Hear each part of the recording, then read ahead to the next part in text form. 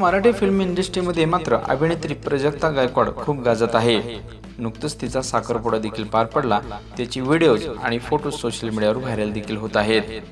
कारण की प्राजक्ता 2 दिवसापूर्वीच कुंकवाचा कार्यक्रम तिचा झाला। साखरपुडा ठरल्याची आनंदाची बातमी तिने चाहत्यांना देखील शेअर केली।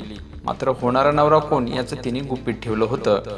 अखेर शेवटी ते देखील सत्य समोर आलं। काल 7 ऑगस्ट रोजी प्राजक्ता गायकवाडचा साखरपुडा झाला।